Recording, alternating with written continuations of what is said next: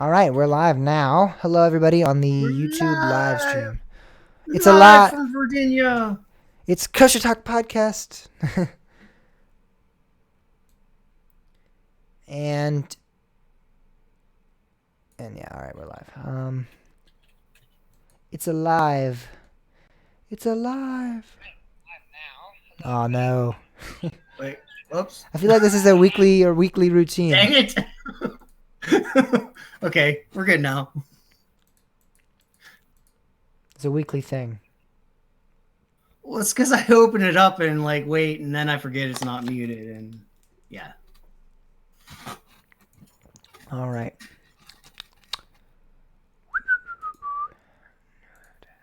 All right.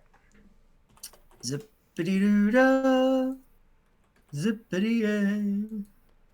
Wonderful feeling, wonderful day. Plenty of sunshine headed my way. Now I'm gonna get you a copyright strike. Yeah, I know. It's all right. I already got a couple, so. I played the Busch Gardens music, and apparently they have not Busch Gardens, but the German guys have it copyrighted. So Well, the problem is it's all automated, and there's nobody you can argue with. I know. Like, they probably don't even. Most of the people probably don't even care. Yeah, and that's the problem. And it's not like I'm making money, so I don't really care either. If I was making money off these videos, I'd be like, "Hey, this is not how we're gonna roll." Because You're making money off these videos. I'd be like, "Hey, I need some money." And I'd be like, I'm probably gonna. I mean, I don't even think you make that much money, so it would be like, no. And I'd be like, "Hey, everybody, welcome to Coaster Talk 2." I'm your host, Bob Mertz here, your source. Send all your money this way. All your viewership comes to me. Kosher Talk is terrible. James, no. Awful. Content, terrible. All right. So the South Dakota Raptor. I thought they had talked about actual, like that it was going to be opening this year in their letter. It doesn't seem like they did, though. Oh, yeah. Wild West Water Park is submitting application for condition to use a permit for an additional roller coaster to its existing property to be opened during the 2020 operating season. This may allow the park to extend its operating season in its dry park from the 1st of May through the end of September, depending on weather. Wow. Whoever wrote that, I cannot believe that they released this to the public. They wrote weather with like the weather like I don't know whether I'm going to do it or not instead of the weather like actual weather. Do you read the news? Like all news stories have like mistakes like that all the time now from everywhere. Like nobody proofreads anything anymore. That's kind of sad. Nobody. All right, I'm trying to find that.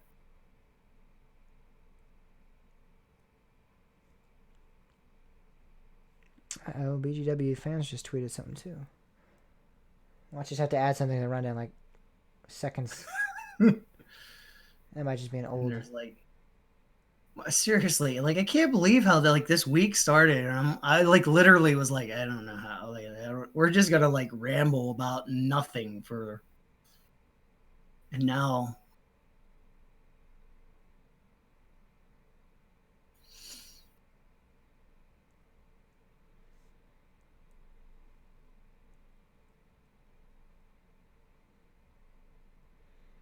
All right, no, never mind. There was nothing. It must have been an old tweet. It said BGW fans said something.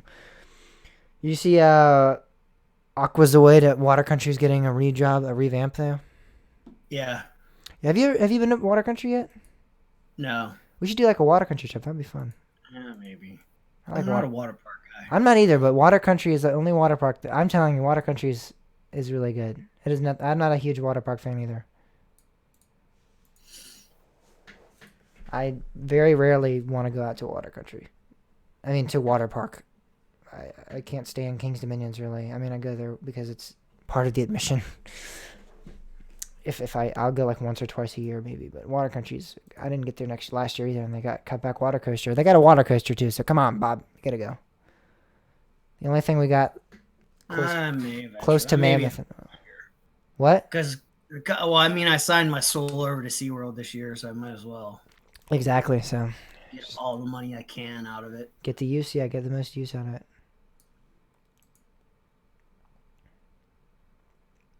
All right, let's get rolling here.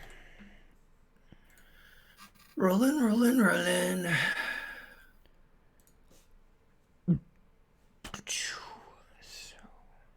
So when we start with South Dakota getting an armistice, I'm going to record that.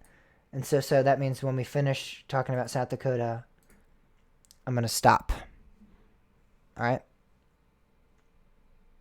And then we can go home? Oh, wait. Yeah, we'll just go to bed. I'm right like 2 inches from my bed. Earlier, I was like, oh, we have the podcast. I don't feel like doing a podcast. Now I'm into it, but it's like that. Hopefully you're into it, right? Huh?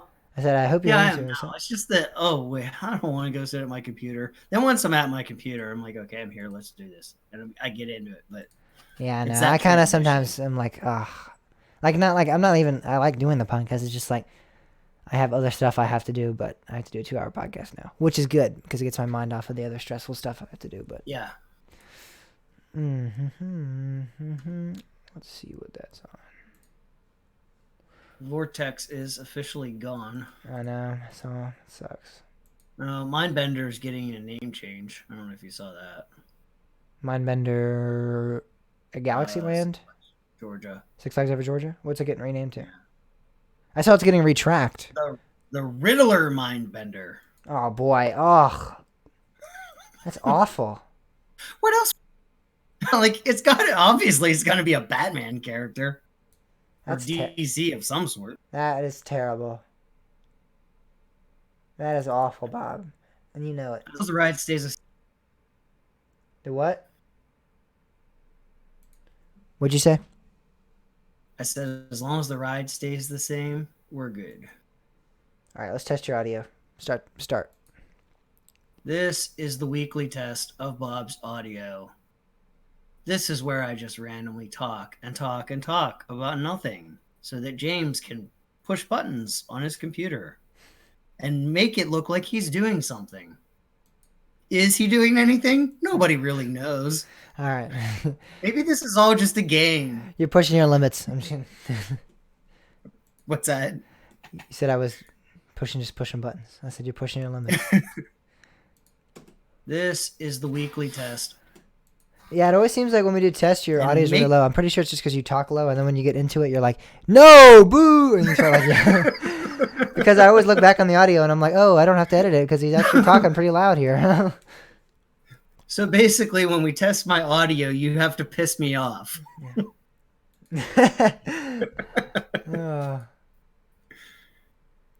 You're not going to Six Flags Fiesta Texas tomorrow. Yeah, see, that'll do. Does that work? Is my video is frozen on the live stream. Not on my end, it's not.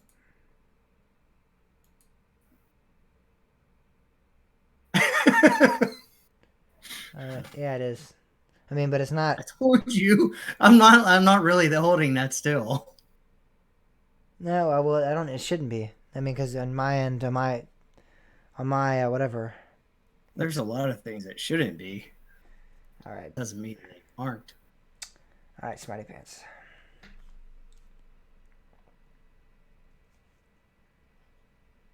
You're not frozen. Huh? Now you're not frozen. You're moving around, Ian, it looks like. Oh, there. Hey, look, I'm moving.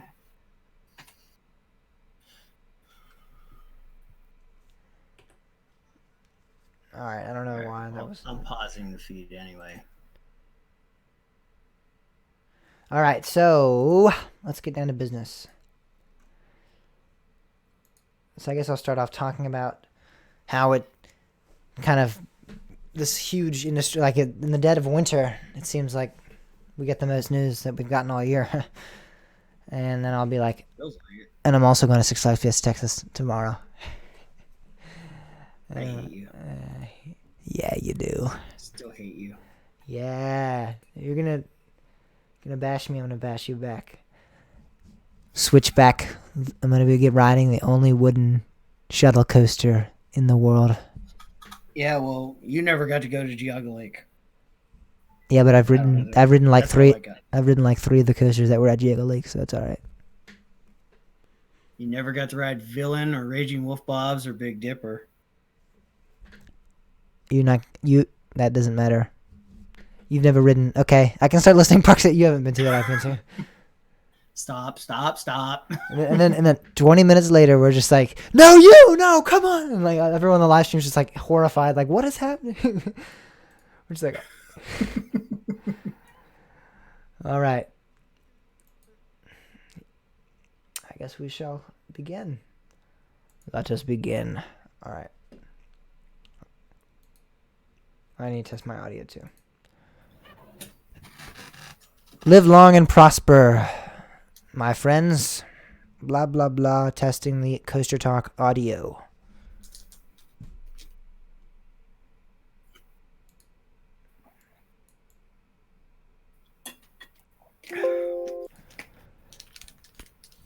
Live long and prosper. All right, seems to be working. Oh, and I just... All right, I only got a Funland of Fairfax now because I've been watching this video on loop forever. Need to close that window. On who? Oh, you want to... they have a promotional video up? No, on the Biloxi website. Biloxi? What? That's a strange name. It is a strange name. I sent you a link for it.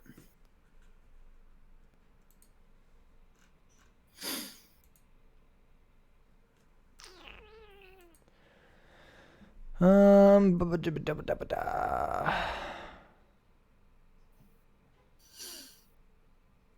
have a website up. I don't know if you saw that. Yeah, I did see that, but it's really like there's not really much to it.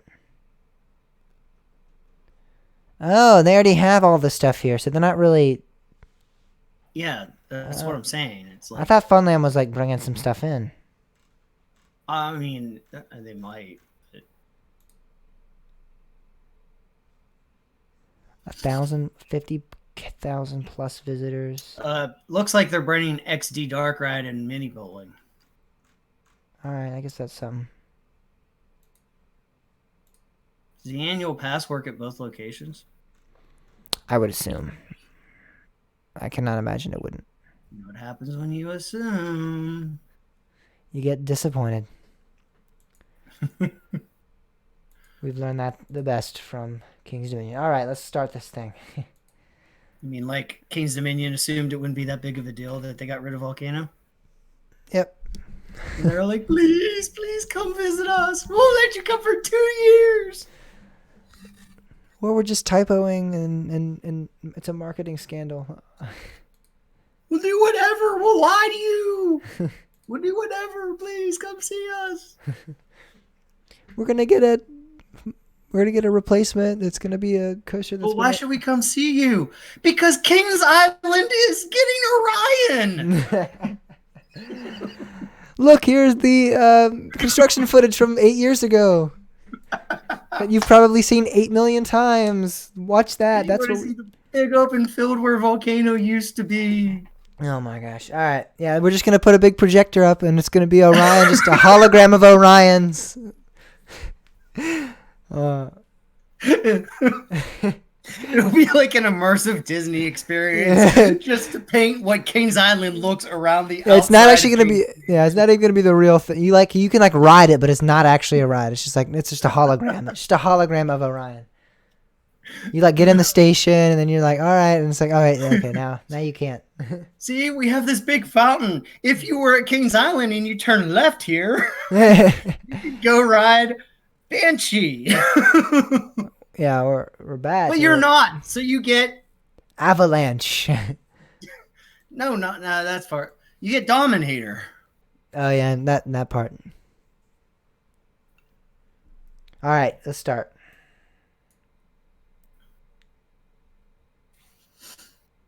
You ready? Yep. Okay, here we go. Hello, everybody, and welcome to Coaster Talk, your source for everything roller coasters. My name is James Barber. This is episode number 62, and this is the week of March 2nd. I'm your host. I already said that. Okay. I was trying to think of how. I was wondering how long you were going to go on before you realized you screwed up. Yeah, that seems to be the trend on this thing. All right, God help me. All right.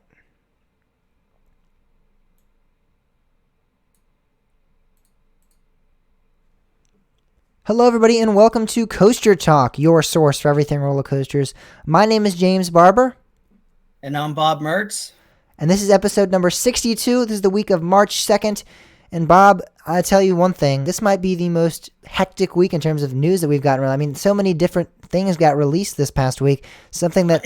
This past, 2 days. Yeah, it's crazy. I mean, we're getting more news in the past, like you said, 2 days than we've gotten, all off season, really. It's insane how much news that we got dropped. Monday morning, I was honestly, thinking we're just going to have to, ramble about nothing on the podcast this week because there's nothing to talk about. Yeah. And then all of a sudden, boom, yeah. Everything happened. Crazy amounts of news got released.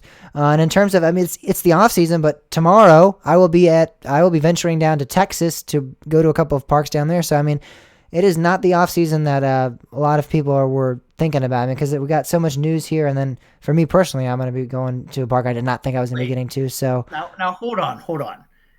Going to Texas is called cheating the off season.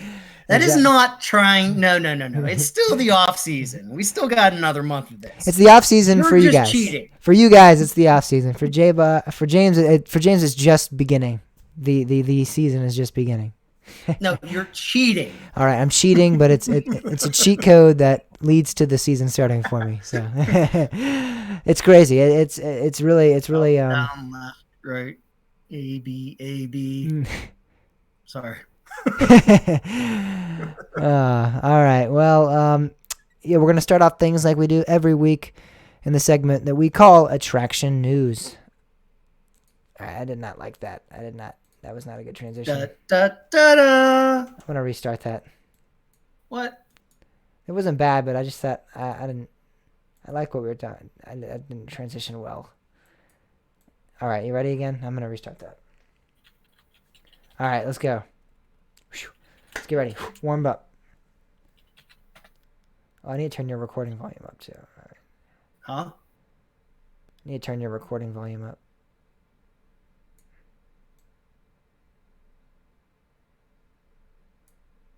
All right, you ready? Indeed.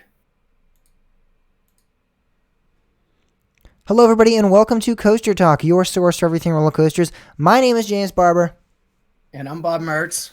And this is episode number 62. It's the week of March 2nd. And, Bob, this is insane. In the past couple of days, we have gotten more news than we have probably gotten all off season. It is a great, great time to be a coaster podcast. Yeah, Monday morning, I was really thinking in my head, I'm like, oh my God, we're not going to be able to talk about anything. We're just going to have to ramble about nothing because there's nothing to talk about. And then today we're like, wait, well, what takes priority? We gotta we gotta take some stuff off of this. There's so much to talk about. Yeah, we gotta take some stuff off of our news segment. So it's crazy. The off season seems to be full of great news and great things to come for the 2020 season. However, honestly, for me, tomorrow actually starts my 2020 season. I'm going to be going to Texas and riding a couple of rides and coasters down there and visiting some of the parks. Yep, but see, you as a Virginian, you are still in the off season. You're doing what's called cheating. I am cheating. I'm cheating the off season. I'm heading down to where it's always sunny. Now, if you lived in Texas, okay, you got something there. But no, we're in Virginia. We have another month of this crap. Yeah, and I get a little bit of a delay. I'm gonna get to experience something that not a lot of people do, which is great. I'm really excited to go down to a couple of great parks down there, and visit and ride some coasters that normally I had not really planned on actually riding at all this year, and case comes to close, and I'm gonna be down there tomorrow, which is crazy for me. Somebody gave you the cheat code. I got it. I got the They cheat. didn't give me the cheat I code. got the They gave answers me- on the test. All right, well, we're gonna start off things like we do every week with the segment that we call Attraction News. All right, that was better. That was better Sorry. transition. Yeah. Last time I was just like, all right, now I'm moving up. All right. All right, so I gotta start recording for this one. Fix it in post. Yes. Yeah.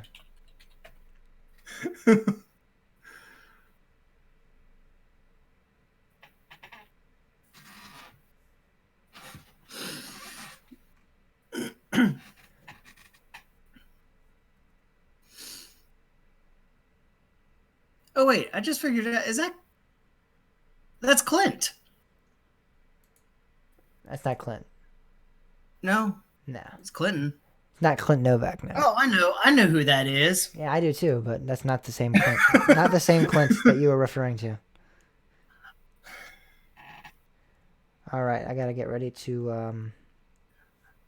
Hi, Clint. I know who you are. I won't say your last name on the air, but I know who you are.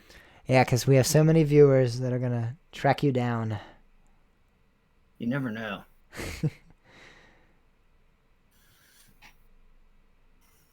All right, so I gotta. I guess I'm gonna start this first, and then I'll start. Yeah, I can just edit that. All right, so I'm gonna start recording. So this is, remember, I'm gonna stop this after we talk about the South Dakota. You ready? Let me pull that link up real quick. All right. Yeah, go for it. Okay.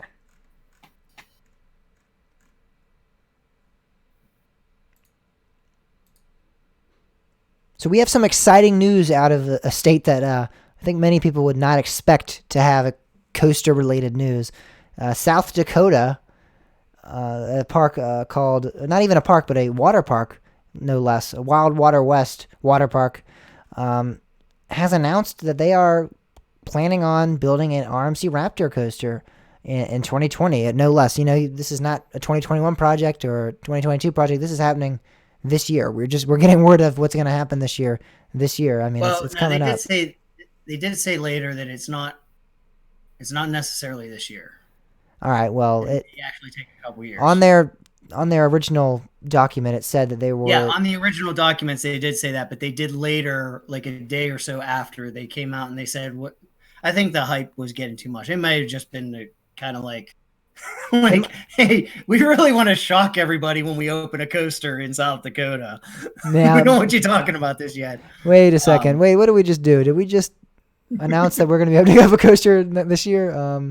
I don't think about that. Let's think about that. Yeah, I don't know, but they did later. I don't have that link handy, but they did announce that this isn't. They didn't say that it wasn't 2020. They just said that they're taking their time on this, so it might end up being a little bit later. And the promotional images that they used for this were Wonder Woman Golden Lasso coaster. So this is going to be a clone of that. Those of you that don't know, that's at Six Flags Fiesta Texas, and that was the first RMC rail coaster. So neither of us have ridden any RMC rail coasters. However, I've heard they're fantastic rides. I've heard they're great, and this is really what these RMC Raptors were meant for. They were meant for small parks. Capacity-wise and size-wise, they were always intended, and that's where I always thought they would originally go, were to these smaller parks. It just so happens that they got picked up by these larger chain parks because they wanted them as well. This isn't even a smaller park. It's not even a park. It's not even a park. It's a water park. This is awesome. What it is. It's crazy. It's something I never thought I would see.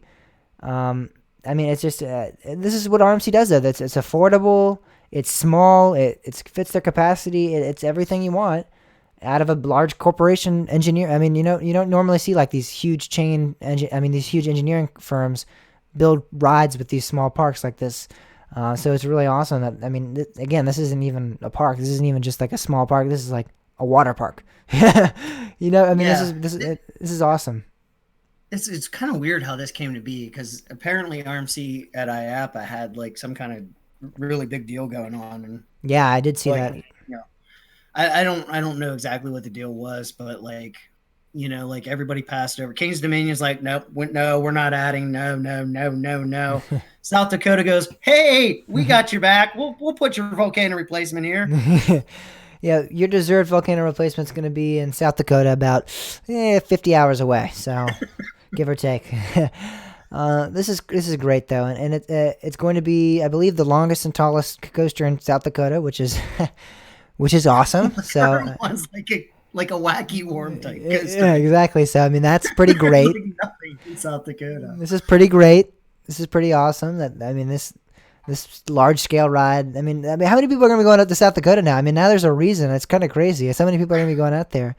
That's the crazy thing about this. Like, this really isn't for coaster enthusiasts, because there's how are we going to justify a trip here? Yeah. I mean, like, I still am trying to, like, wait, I want to go ride Shivering Timbers again really bad, but how? I need to combine stuff and I can't find anything around it. I know that I believe Mall of America is like 3 or 4 hours away from here, so you might be able to like slip it in there, but I mean, it's going to be kind of out of your way. I don't know where you're going to be going really with this ride. I don't know where Valley Fair, something in Minnesota. Minnesota, I think, is the closest other parks in the perimeter in the same area to this.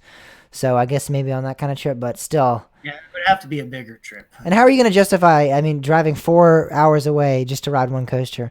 Like, so with my Texas trip, I'm going to go ride ZDT Switchback. That's 30 minutes away, and I have to leave the park, and then I have to leave Six Flags over Texas Six Flags Fiesta Texas and go over to ZDT's. That's a 30-minute drive, and I'm already like, that's kind of like out of the way. But I mean, I can't imagine going like, I'm going to drive 4 hours to go to South Dakota to a water park and ride there, and then I'm going back, like...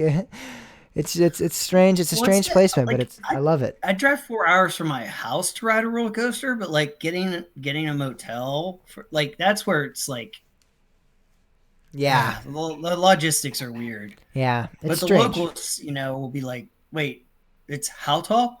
Wait a second. There are these things called more than 10 feet tall. What? There are these things called roller coasters that go over 100 feet. What? That's crazy. I mean, I know, like, a lot of times, if you in the general area, the general population will not know about any other like regional parks. So I mean, I can't imagine they're going to really be surprised by getting a big scale coaster. This is going to be great. And so yeah, this is going to be a huge flagship attraction for the people of for this area. It's going to be great. I'm so excited. And as we all know, RMC is also planning to open Jersey Devil this year. So I don't know if maybe that's why they had to reconsider when their future possibility of opening this coaster could be. Possible. They could have, yeah, that could very well be part of, because that's going to be opening up in late summer. So they could easily said, I don't know how realistic it is to open up this coaster. We have other projects, so I don't know. It's interesting. It's great. I'm really looking forward to it.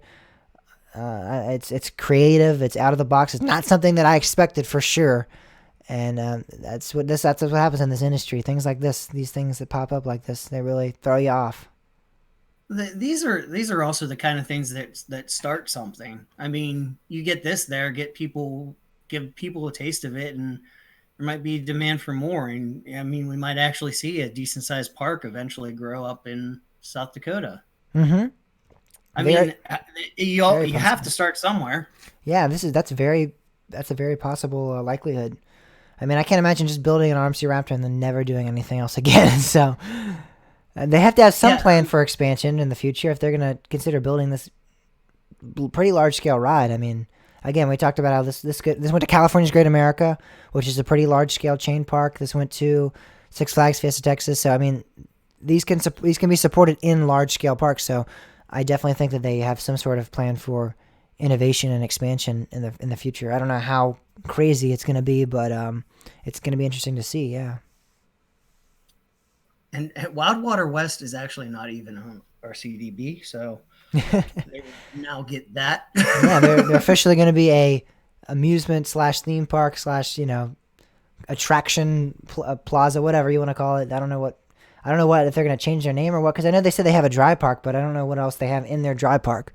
They specified this is going to be part. Obviously not a coaster. Yeah, they said they specified that this is going to be in their dry park area, but I'm like, what else do you have? I have yet to I don't know if maybe they might have some sort of go-kart attraction or something like that, maybe like most small parks or FECs have, but I'm not sure. But again, it's amazing that South Dakota is getting anything remotely close to this size coaster. Their map is, it really looks like the size of a family entertainment center. Actually, even smaller. Yeah, I mean, this is just unbelievable. I love this. I love it. Their dry side has go karts, Mm-hmm. a sand volleyball, batting cages, paintball. Yeah, so and an RMC Raptor, and an RMC Raptor, and an RMC Raptor. This is amazing. I mean, just imagine driving up to this park, and you're just like, all right, let's go ride the water coaster. Wait a second. What is that? Is that a wait? What? Oh my gosh! Doesn't look like they have a water coaster. I don't think they do. I think they have a couple of like smaller scale slide complexes, and that's it. Looks like there's like, I only see one. I wonder. I mean, how I can't imagine that these Raptors are that expensive. Then I mean, for this scale park to be able to. I mean, again, I know there was a deal, but even on that, I mean, I'm sure that the originals weren't that expensive either.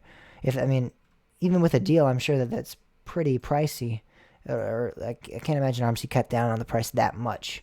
So I'm curious to see like if they ever do release, which they probably won't, but how much this actually went for, because again, I don't know how much this park probably doesn't make much revenue. I can't imagine they make that much revenue. Hey James, why don't you go ahead and buy one? Yeah, let's just then we'll know.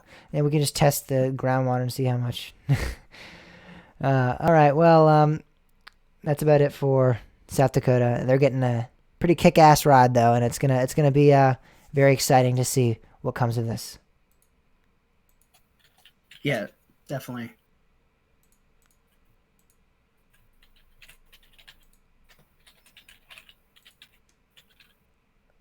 I'm very glad that I rated this channel PG-13 because I cannot imagine. I just said that, but I'm like, all right, it's all right. I remember I just changed the settings on YouTube that were not a family-friendly YouTube channel, so I can say that. So yay, without getting in trouble.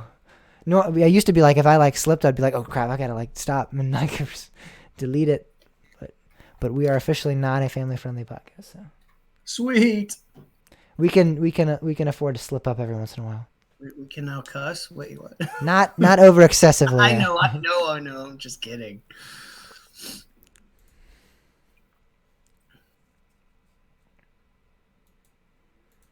All right, so I'll get that video up probably later tonight.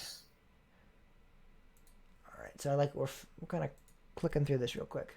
All right, let's try to get through some of this quickly. We don't need to talk about Dollywood. We can talk about some. I mean, there's not really much to talk about. There isn't really anything to talk about with Dollywood. Indiana Beach, just kind of talk about a little bit. You know, not really much there. But I don't know. I think that's starting to beat a dead horse. I don't think it's coming back. But so do you think I should not include it at all? On the rundown here right now, I think the first thing I would cut is probably Kane's Island. We can just. None of this is necessary. We don't have time for a lot of this. I mean, we do, but like, I don't. All right, that's good. That 5 things is great. Yeah, that'll work. All right, let's go.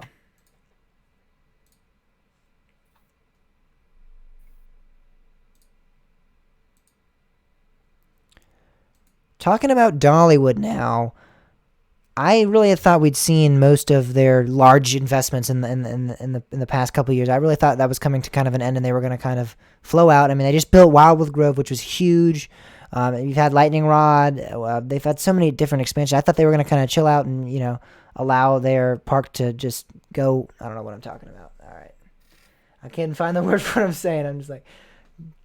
Go. They're going somewhere. You couldn't find the word, but you kept talking anyway. Yeah, I'm like, they're gonna go, and they're just gonna keep going and flowing and joeing, and I don't know what I was trying to find there. They're just gonna go. I don't know what I'm trying to say. They were just gonna like. What is the word? What is the word I'm looking for here?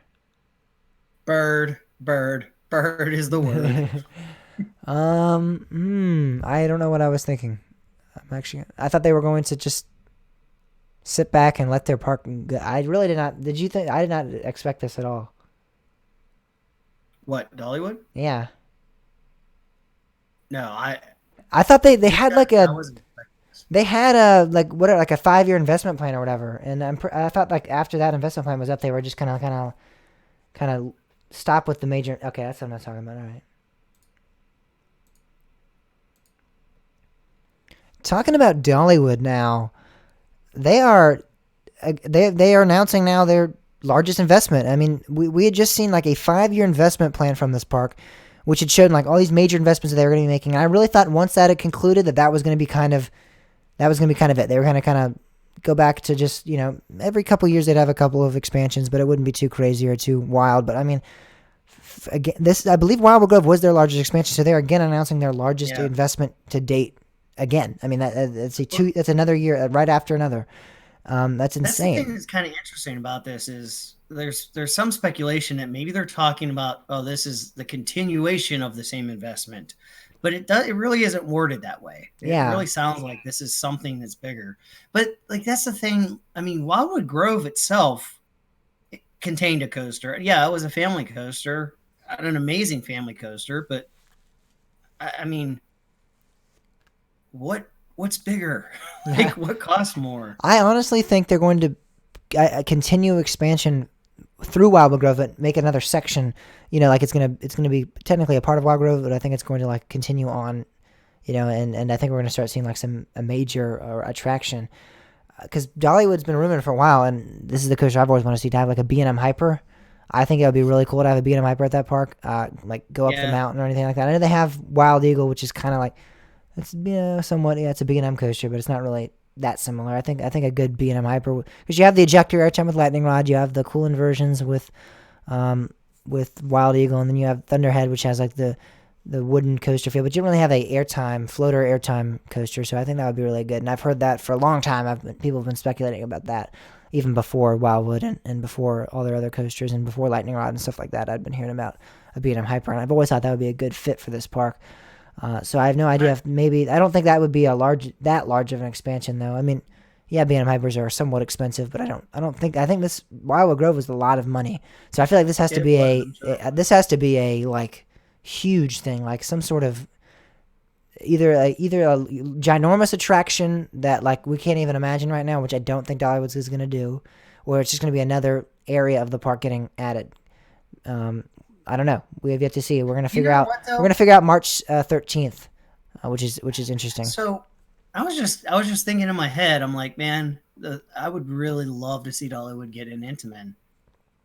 And then I put that together. Like, wait, who just built Hagrid's Intamin? And that was a huge investment.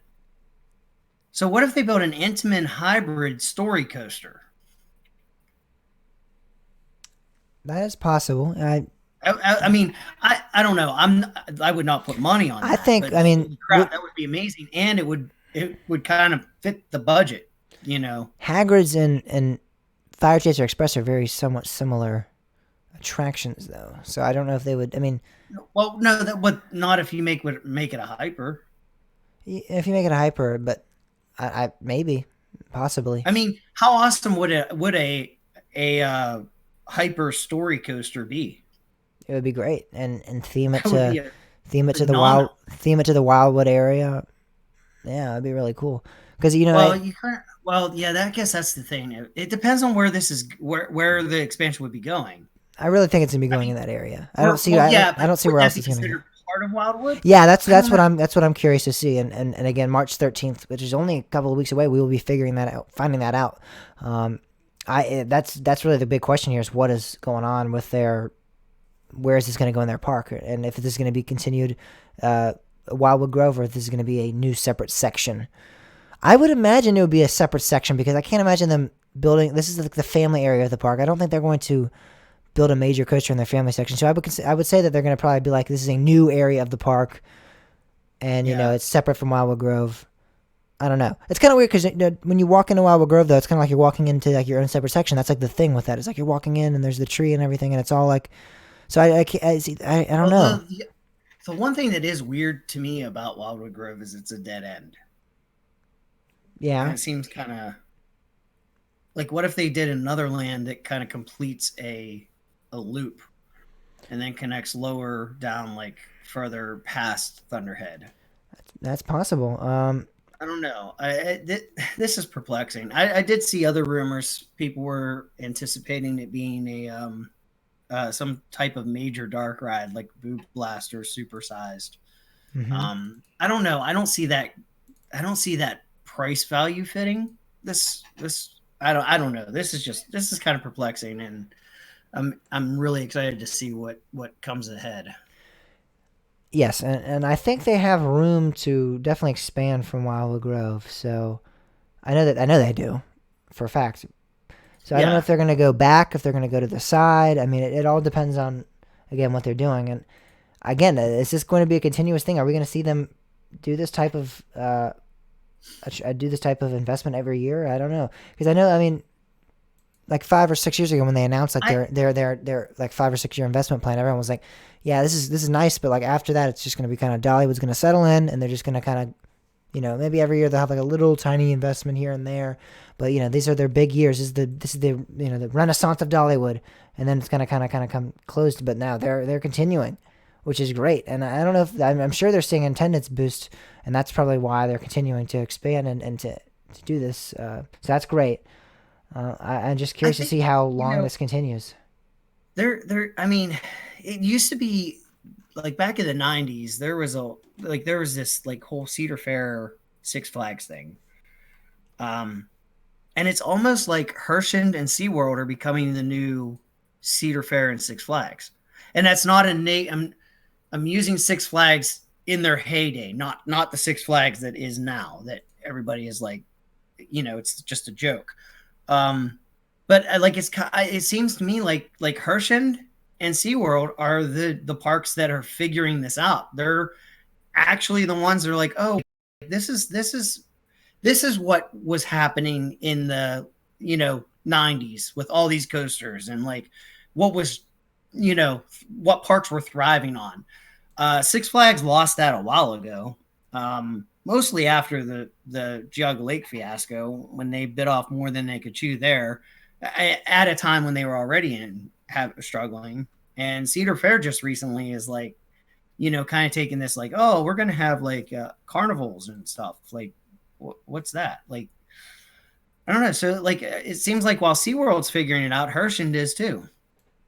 Yeah, definitely. And I've been looking at this, and it definitely looks like when you look on the map, there's a lot of room for Dollywood to expand here. So right at Dragonflyer, they kind of have this pathway that ends. So I think they're definitely going to continue this on back to this area. I mean, there's so much that could go in this area. Yeah, and So that's I kind of mean, what I. it's all up to Dollywood. There's really, I mean, there's no speculation that can be made. It's not like it's a small footprint or anything. They could throw anything in here, and it Yeah, works. and I So kind of felt. I remember feeling that way when I was there last year. Like when you're back by Dragonflyer, you're like, you just have that feeling like this path should keep going. Like what? Oh, wait, where? Why am I stuck? It just doesn't feel natural. and you see that's right there. That area is where you start going up a mountain a little bit. So you build up a B&M hyper up that mountain. That'd be really really awesome. I don't know. I don't know. That's what I've always wanted a B&M hyper there. So I want an Intamin there. I want a B&M hyper there. I want an Intamin there. I don't know. It's interesting to see what happens in Dollywood. We're gonna find out March 13th. I'm excited, and we'll definitely be talking about it then. So get your calendars marked and get ready for that because it's exciting stuff. Moving on though. No, that's where you're supposed to come in. Oh yeah, You can just come in. sorry. That's all right. That's my fault. Just 1 second. All right, I'll cut that just out. let me know when to start. All right. 3, 2, 1. Speaking of parks that have it figured out, Disney is a company that seems to have things figured out. However, kind of curious what this means, but Bob Iger is actually immediately stepping down as CEO. Actually, as you are listening to this, he is now no longer CEO. Um, the Bob Chapek, I don't know, I'm not sure if I'm pronouncing that correctly, Yeah. but he was the He was in charge of parks. He is now the acting CEO. Um, and this is kind of interesting news. Like, it kind of caught people by surprise, and I mean, obviously, the stock market has been struggling because Mm-hmm. of COVID-19 or the coronavirus. Um, but Disney seems to have taken a little more of a hit when this was announced. I don't know what this means for Disney, to be honest. On the face value, some people are like, "Oh, well, hey, the parks guy is stepping up to run the company, so that's good for the parks, right?" And not so much, because if you have a CEO that's keeping somebody else in check, and then all of a sudden that guy is in charge of everything, and there's nobody keeping him in check, I don't know. I don't. A lot of people think that he's not the guy that should be running things at Disney. It seems like a big majority of people really, really liked Iger, but yet there's a vocal minority that didn't like him. Um, but I think it's hard to deny the fact that Iger actually took Disney back in the direction that it needed to go. Certainly not back clear to the way Walt would be running the company if he was still alive, but I think closer than what Eisner had it at the time Iger took over. Um, and I mean, he did major things like saving the whole Pixar relationship by acquiring Pixar, which, I mean, really, if you think about it, Pixar is a major, major part of Disney now. Um, and he's done a lot of reinvigorating in the parks, I think. Um, Eisner was not doing so well with the parks especially after Frank Wells passed away. I think the Eisner Wells team was amazing, but when Wells died, Eisner just kind of like, I don't know, he lost his way, and Disney really started to hurt. So this is going to be interesting to see what happens and how this affects the park, because I really think I was kind of getting to this point where I felt like Disney was getting back to more to like how things should be. Mm-hmm. And I don't know if that's going to continue. And then the other part of this is there's so much speculation on why is Iger separated, like why did this come out of nowhere? Yeah. And a lot of people really think this is he's kind of belling out before there's any kind of impact on the parks because of coronavirus. Um, which, yeah, I mean that may be more than anything because he was looking to actually step down in 2021. So maybe it's like he's like, hey, things in the world aren't so nice. I kind of want to maybe go out on a bang. I don't know. It's just it's really interesting. It took a lot of people by surprise. Yeah, it did. And just to throw that out there, he will be continuing to be with the company. He's going to be, I believe he's going to be he's Chairman, chairman of the, yeah, chairman, chairman yes. of the board. Yeah, so he'll still be with them until 2021 and then he'll finally step down. So for a while he'll still be with the company, which is good. So yeah, I mean, I have no affiliation with Disney. I never really read about Disney or know what Disney's up to, but I definitely know Bob Iger. I definitely, I'm aware of, that he's had a great importance in their company. So it's definitely sad because I enjoy Disney as a company. I know they've done some great things for the industry and things like that. So I don't know. It's interesting to see. Again, I have no idea what's going on. Really, I don't know this guy Dave Chapek, Bob Chapek coming in.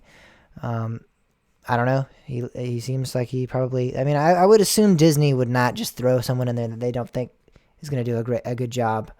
I would hope that they would have the Yeah, sense to do that. So I'm sure that they have some faith in him. Again, you never know what's going to happen when you put someone in that it's role. all about what the focus is. I think Yeah, sometimes I mean, you can either look at the bottom line, you can look at the experience, you can look at the face, what the company's image is, and I mean, there's so many different angles to look at it.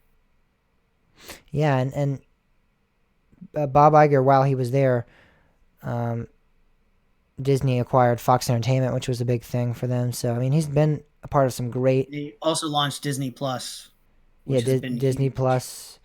The Star Wars and the Marvel movies were added through the acquisition of Lucasfilms and Marvel. So there's been some great moves made by Disney in terms of their financial positioning. I mean, they've acquired some really big name brands. So That's great. It's good. It's a great thing that what he's done. So it's definitely sad to see someone that's done such a great thing for their park do. And it is strange. And you look at their stock's performance under Bob Iger since 2005, and it's exponential. It just keeps growing and growing. Yeah. So it's a growing thing. And And I think that's the thing when you have a company that people really enjoy and there's not a whole lot of like hatred towards Disney. So you have that like positive image and you have a raising stock price over his tenure. I mean, that's a pretty good indication that he's been doing something right. I think people like it when someone stays. I mean, because so many times we see so many different corporations, their CEOs are just in and out, just like that. It's not they're not really. Yeah. I think it's really people really like when there's a stability in a corporation. So for him to be the CEO for almost 15 years, I think people were really, especially hardcore Disney people, were very disappointed and very upset to see someone that's been there so long step down. So I know that's why there's been somewhat of a negative response. We'll see. I think it'll be more fair to have a negative response if something bad actually comes of this. Again, we have no idea what position Disney is going to is going to have from now on, and what kind of focus they're going to be on. But we shall see. And I'm curious to see in the next like couple months what Disney starts. We're going to start seeing here what they're going to be planning on doing in the future. So it's going to be exciting stuff. Yeah, for sure. All right. Well, another another sad thing has come from our home Sad, park. happy. I don't know what to think anymore. Yeah. I don't know what to make of it, Bob. King's Dominion. They've done some weird things, but this is probably the strangest. They are actually King's Dominion. What can we say? yeah, just King's Dominion. That's it. That's just King's Yeah, Dominion. I mean, like just, that kind of covers a lot. that's Of just things. it. We got to say it in the tone though. King's Dominion. They Yeah. they have I think the good news is that the wing coaster that had been rumored and plans leaked for seems to be shelved, yeah. which I think is, I mean, again, it's like, you can look at this good, positive and negative. I don't think it was the right replacement for Volcano. So I think it's good news that this has been shelved. Mm-hmm. Uh, yeah, I don't know. What's your thoughts on that? I don't know. Again, it all depends on what we get out of what's coming. Now that we know that they're not going to be doing this wing coaster, what are we going to get, in return for that? What is going to be replacing this? So, I think I think honestly that what they're going to do is they're not going to get something 2021 like large scale or anything like that. I just think it's just going to kind of be a revamping of that area, probably like some new, maybe a flat ride or two. I don't think we're going to see anything major. But I think I think eventually we'll get something large in the next 2 or 3 years that will be hopefully a solid replacement for Volcano. So I think if we get something even better than this wing coaster, it'll be definitely a win for us, and I think it'll be worth it. However, I wish we just had that confirmation that something. If you told me right now, 2021 we're not getting the wing coaster, but in 2023 we're getting a multi-launching Intamin shuttle, like crazy awesome coaster, I would be like, all right, that is worth the wait. I can wait that long. But yeah, since I don't have that confirmation, I just feel like this might be King's Dominion disappointing its fans all over again. Here's what I think. If you haven't seen, KD fans actually announced that a couple days ago that this wing coaster was shelved, but at the time of airing, we're not airing, but recording. We're recording this on February 27th. So it was actually just, I don't know, 5 hours ago maybe, that KD fans actually came out and they released a site plan that shows that Crypt is actually, not only is Crypt being demolished, but all of the ride controls, all of the infrastructure for a flat ride is actually being wiped out as well. Yeah. And here's this is something I've tossed around and it's starting to, for me, like it's starting to look scary plausible, even more than I even thought when I first said this. But I kind of think that in 2021, I think Wicked Twister is going to leave Cedar Point and come to King's Dominion in place of Crypt. And On Reddit, there's actually a Redditor that actually superimposed the Wicked Twister image on top of like the crypt area, and it is like a perfect fit. It just goes right, kind of past the avalanche queue, and I mean, I can't even explain to you how well it fit. And we also know that King's Dominion has the power capability to run a ride like that because they had the same exact technology in Volcano. Yeah. And it also kind of,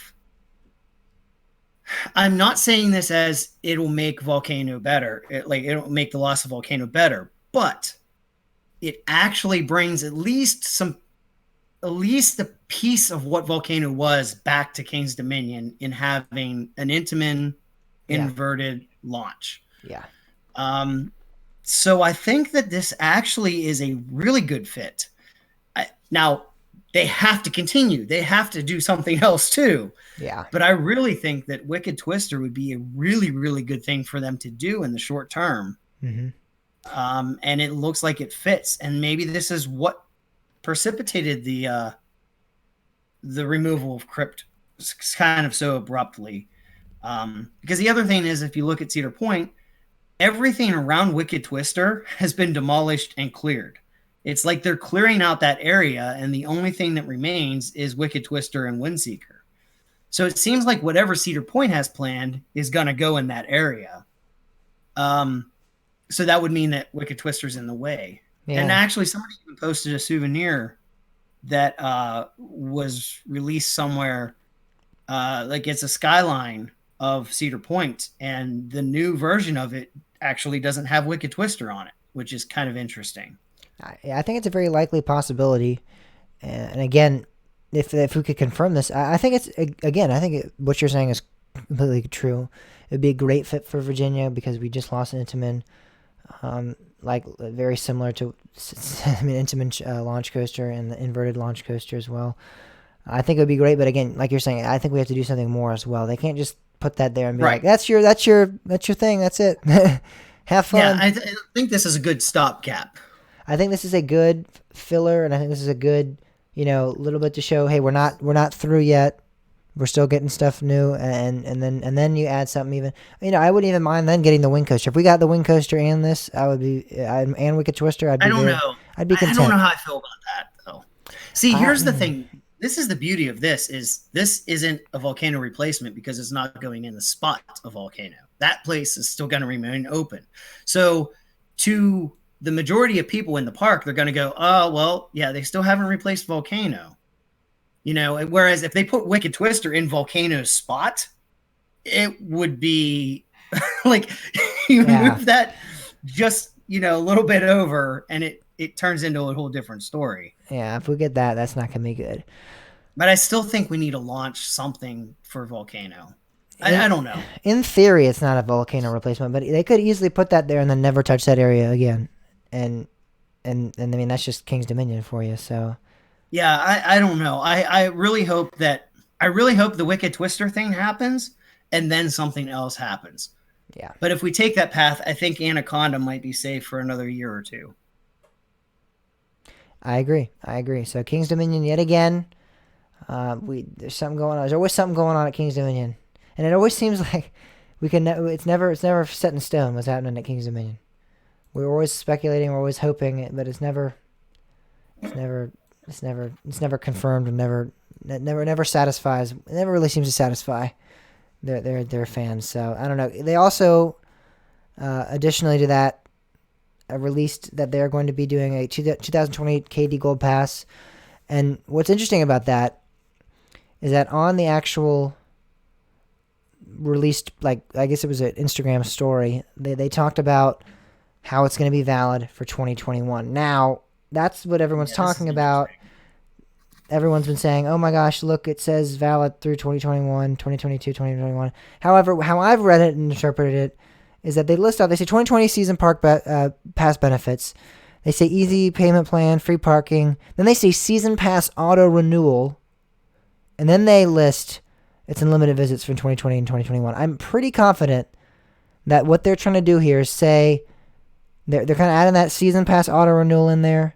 And then they're saying you get unlimited visits in 2020 and 2021. I'm pretty confident they're saying that auto renewal, it's just auto renewal. So you're getting the 2020 and 2021 visits, but it's just because that auto renewal is sending you into the next year, and that's why you're really getting the 2021 visits as well, because you're going to be paying for them. Yeah, I mean that's what I'm reading here. The problem with that theory, though, in my mind, is all of those points are listed under the 2020 season pass.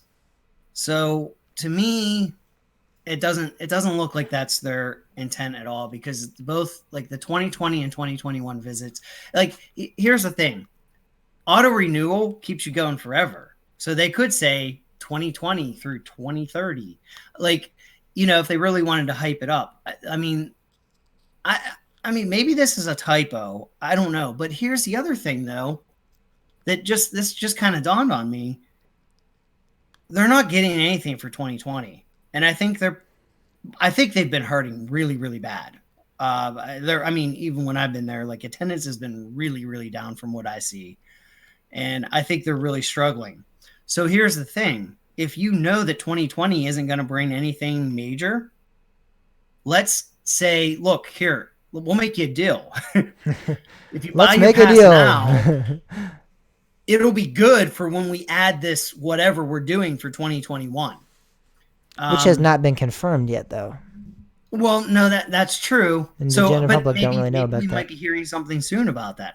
I don't know. As you've said, it's not on their website. I don't know. I just feel like it's either a typo. You're right. It's not on their website yet. This was just on Instagram. It's either a typo, it's marketing, or they're insane. Or maybe it's an early release marketing. Like somebody slipped and let the cat out of the bag too soon. I don't know. This could go so many different ways, but it's interesting. And again, as we say with King's Dominion, it's not set in stone. We don't know what's going on. Nobody knows what's going on. We never know what's going on with them. Dominion knows what's going on, to be honest. Yeah, I don't either. I think that's what this boils down to. Yeah. Well, that's about it for King's Dominion, though. Another exciting thing, just in this area, somewhat, Funland of Fredericksburg. Many of you may know is our good friends of the show, Clint Novak, who is in the Loop podcast, and he's also the general manager of this park. They have announced on their Facebook and on different social media platforms that they are going to be opening the brand new Funland of Fairfax. So this was a pre-existing Funland or FEC. Yeah. What was it called? Blacksea. Kind of interesting. Like I at first I was like racking my brain to know where this was, but now I know, like I've actually seen it. Past it many times. Yeah, and they're going to be pretty much keeping. I believe this is already a pretty well equipped FEC. They already have a lot of the attractions and stuff like that they're going to be utilizing with Funland of Fairfax.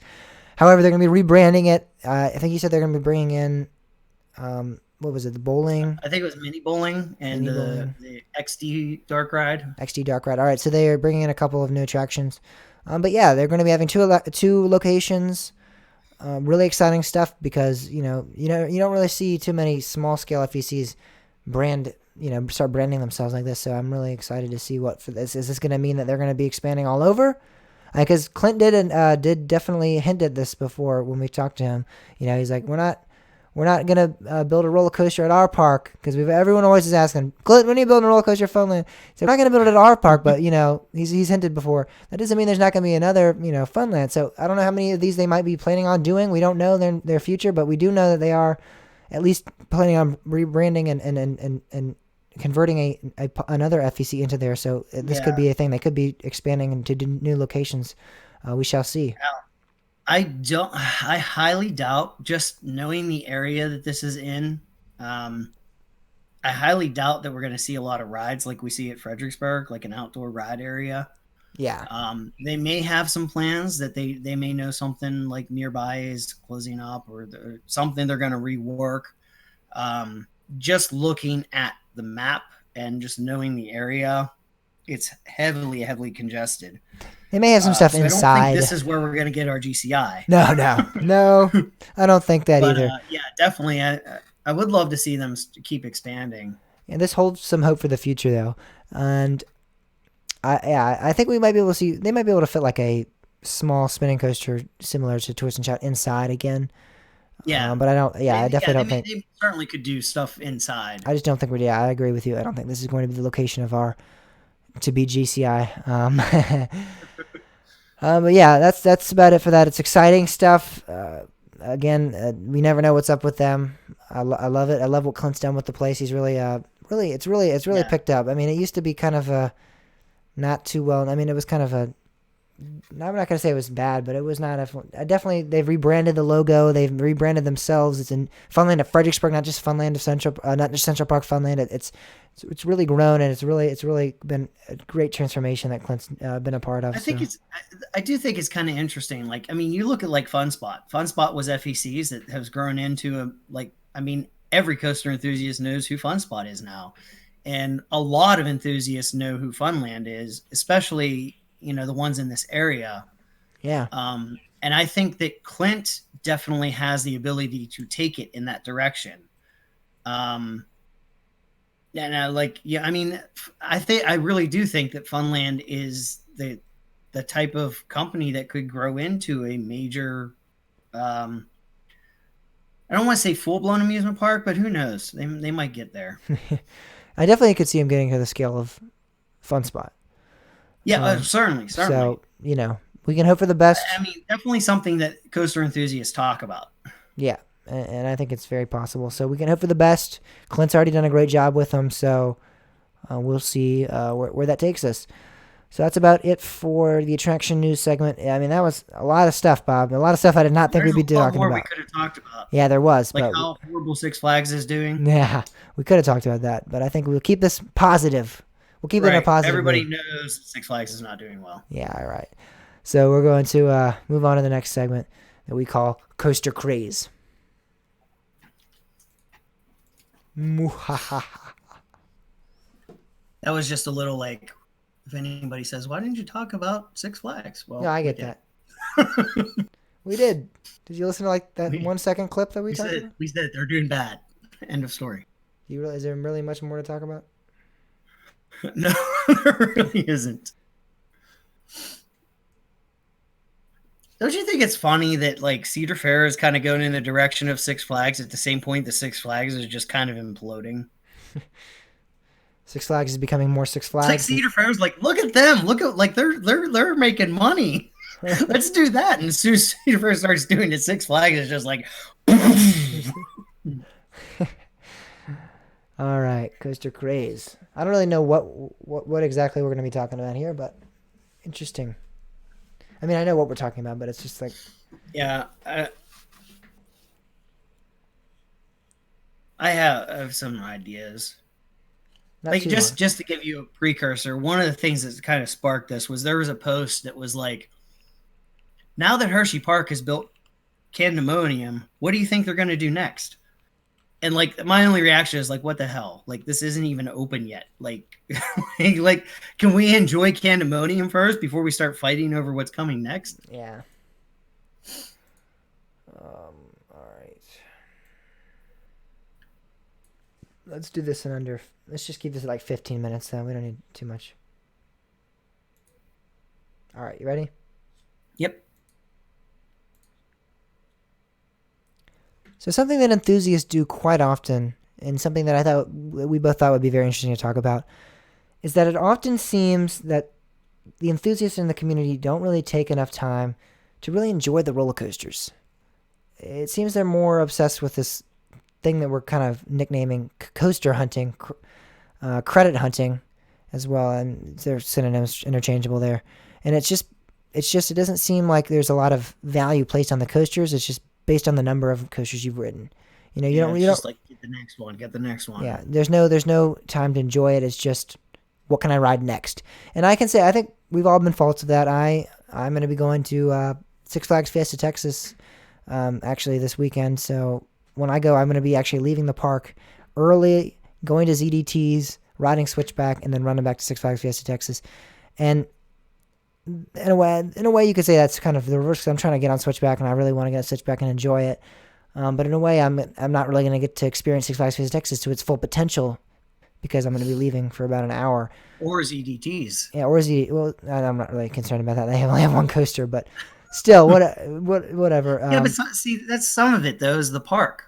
Yeah, but I mean, it's a FEC. It has like video games. I can go to Funland Yeah. and Fredericksburg and that kind of stuff. but it is upsetting. And then with SeaWorld Orlando, I'm going to be going only for about 4 or 5 hours because I don't have much time getting all the coasters, getting, kind of doing that. In a way, that's kind of what we're talking about. It's not that I would love to spend a lot more time there. I'm only able to do it on weekends because I have school and commitments. But a lot of times it seems that even regardless of that, enthusiasts are just, let me go to this park real quick. I don't care if I experience. I just want to ride the coaster and get off, go. There's no, oh, look at the park, it's awesome, or look at the environment, or look at the, look how this park spent so much time trying to build this coaster, and it's just like, I don't care, get the credit, go. I think sometimes there's a place for both. Sometimes you plan those trips. I'll tell you, back in 2000, a friend and I took a trip that we were insane. Like, I think we did like 7 or 8 parks in 5 days. It was it was exhausting, but also extremely fun. And I certainly didn't experience the parks that much to their full potential. There was a lot that we missed. Yeah. Right. Yeah. But it was fun in its own right. But I think some of the time, I think the problem is you have people that will do that, and then they try to judge the park based on that experience. And you can't, I don't think that's really fair. Like Six Flags, New England, it was Riverside at the time. I had good impressions of the park, but let's say that I didn't have a good impression of the park. And I started just hammering the park over something that I didn't really experience.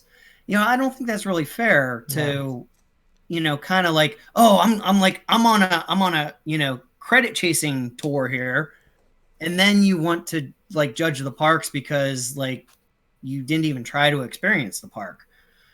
Yeah, it's kind of like if you were like at a food eating competition and you're eating all these hot dogs and you're like, oh, I hate. You said the food was horrible. Yeah, the food is awful, but you're just shoving. You're not really. You're just shoving it down your face and trying to win the competition. You're not really trying to, taste the food and experience and understand how good the food is or whatever. You're just trying to eat and eat and eat and eat and eat. It's just yeah, I understand that, but there are different. I mean, you definitely. I think there's a time and place, like you said. There's different types of trips. I think what we have to do is we have to try and instead of focus on that. And I'm not trying to be like, I know we're not trying to be like, we're not preachy here, the word of God or anything like that. I'm just saying.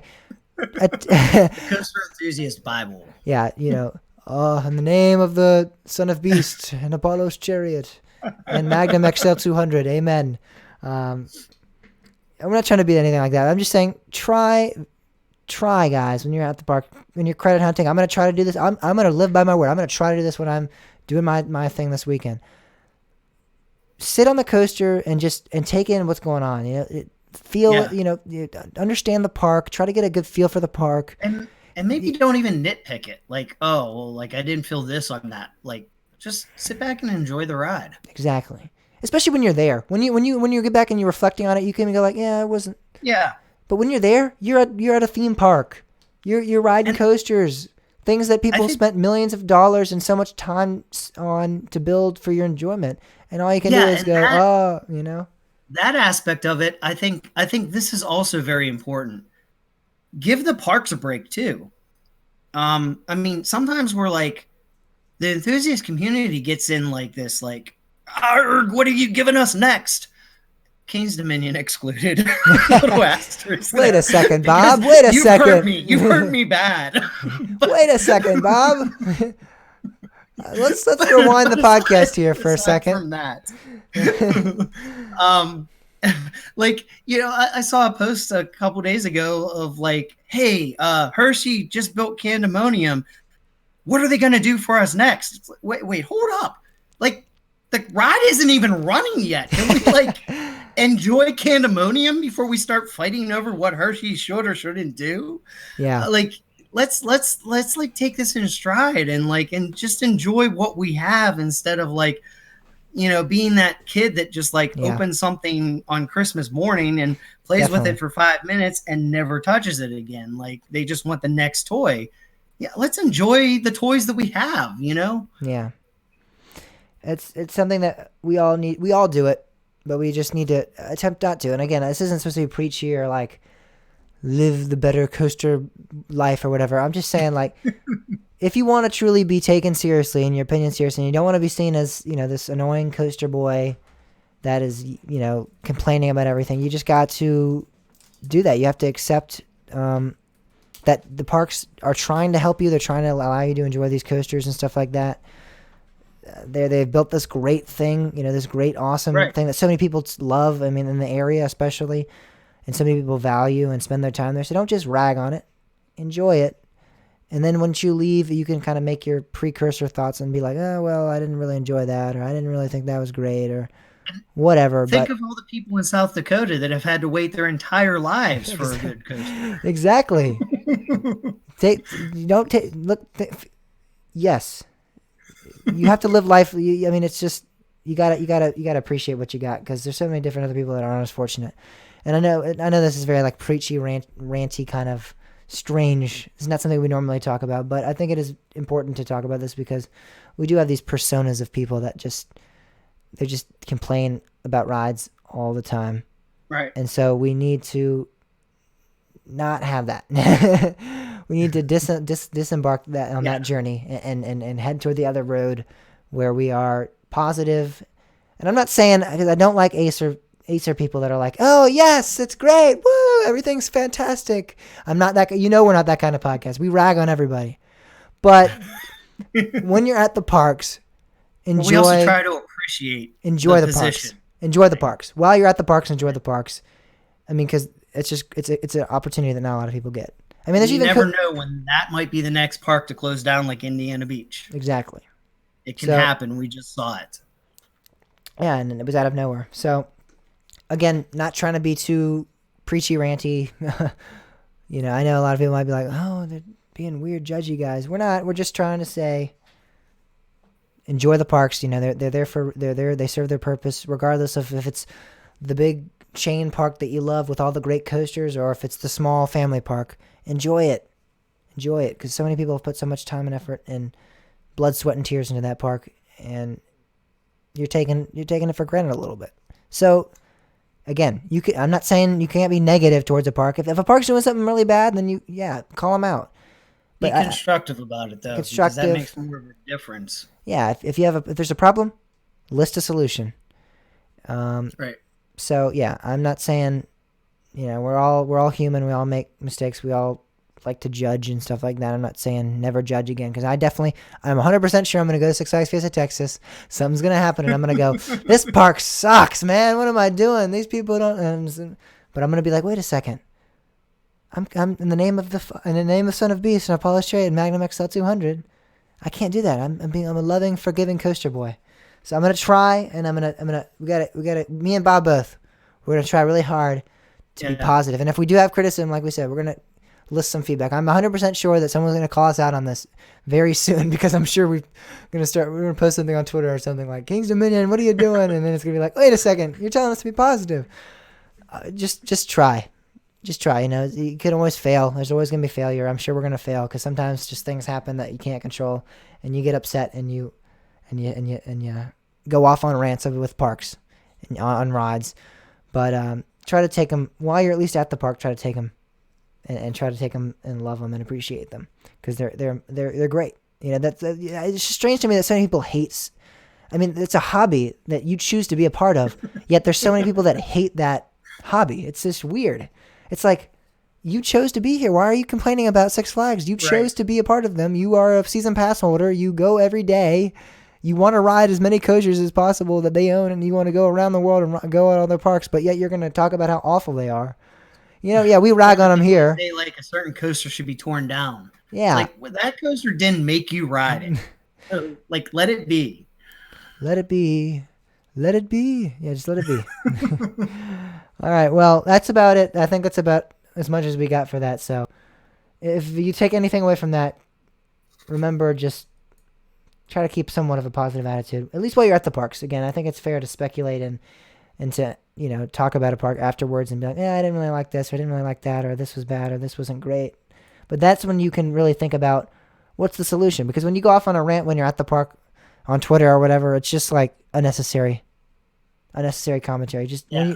that's when you go back home, you sit there and you go, this food was really bad. Hey, at Six Flags, get some better food options. Here's a great list of food options you could get, or hey, this other Six Flags park has this restaurant and you don't have it. This is a better food option. I don't know why I'm just listing Six Flags here. It's kind of like I'm ragging on them a little bit, but hey, at King's Dominion, your Mac Bowl is not great. Fix that. You had a great Mac Bowl, and Bob said Mac Bowl used to be better in 2018. I don't agree, but he said that. Hey, fix your Mac Bowl. Stuff like that. Just post. Yes, please fix it.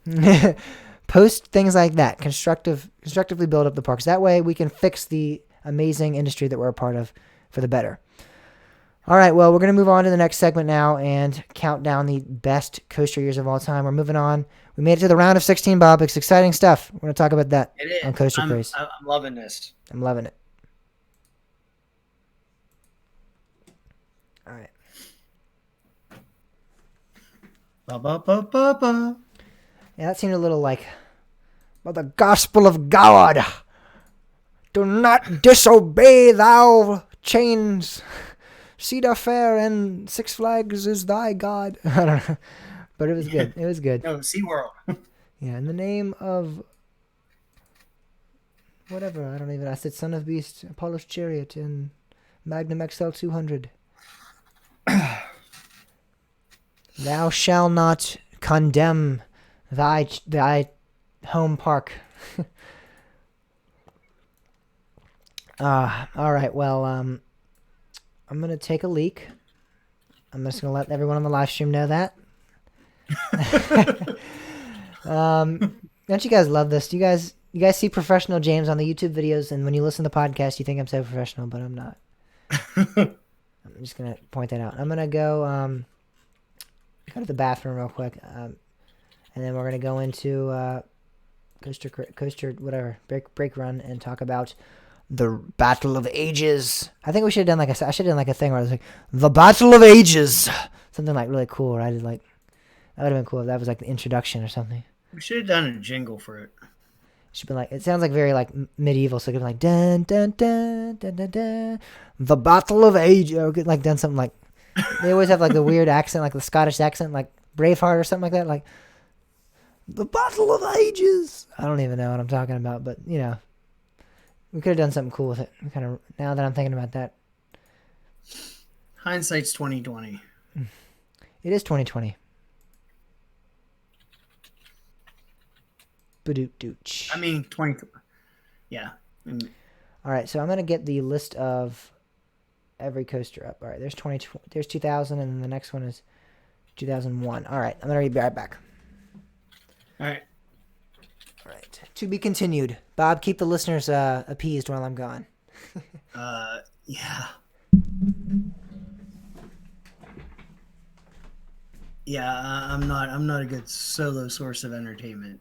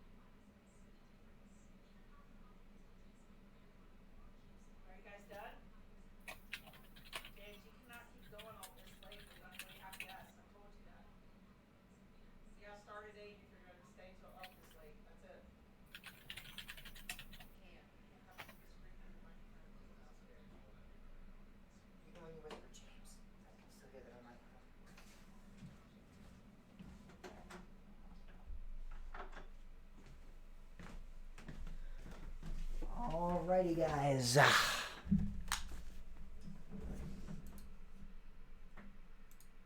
Welcome back. What did I miss? I don't know. All I right. posted a comment on Reddit. That's about all that happened while you were gone. All right. Let's get into the Battle of the Ages. The Battle of Ages. Now, whenever I'm going to say it like that from now on. The Battle of the Ages. Man, I like the negativity towards Kane's Dominion. It's so great and kind of deserved, but wow, it's kind of humorous. Like it's almost meme level. Yeah. The Battle of Ages, Bob.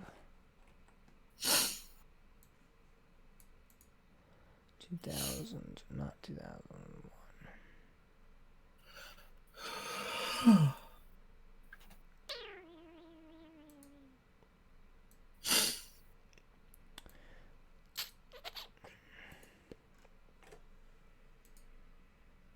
All right, you ready? Yep. So over the past couple of weeks, we have attempted and succeeded in narrowing down to the best coaster year of all time. We've gotten down to the round of 16 now, and we have, and people have voted, and now we've made it down to the final 8. So we do have the winners and the losers of this bracket. It's exciting stuff, and we're just one step closer now to figuring out what the greatest coaster year of all time. Either that could be historically, in terms of how historically significant they were, or it also could be just how great the collection of rides that they introduced were.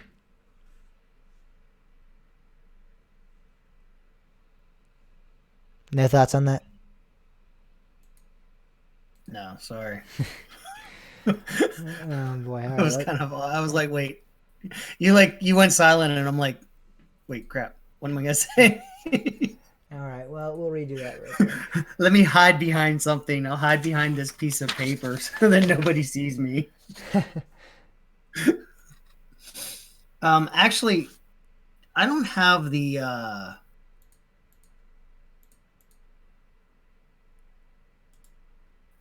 I have the slide, but I don't have your little snippet thing. With all the descriptions? Yeah. The descriptions or the bracket? I have the bracket. I don't have the descriptions. All right, I'll send you those. Yeah, I think you should be shared with that, I think. I probably am. I just don't have the link. This would be a great time to have. I know. Blah, blah, blah. I hate Google. Oh my gosh. You're lucky I even open Google links. I don't think you'd be a part of this podcast if you didn't, because that's literally everything I do.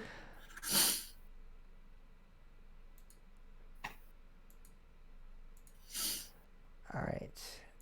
I'll send you the link. Glad you said that before we started talking about. You're like, I don't know what opened that year, but yes. James knows. I don't know. I'd be like, yeah, and he'd be like, Bob, don't you think that was a great year? Sure. Yeah. Oh, wait. Oh, 98's out. What? I told you. That disappoints me. At least 89 is still in there. 80 lost. Those were my 2 years. Those are the years I was pulling for, man. I really was pulling for 2003, and that lost early. So that's the year I was born. Like, I wasn't pulling for it, but I was kind of like, I wonder if that'll go far. That's all I care about. That's it now. I don't really care. I voted against my own year of birth. How dare you?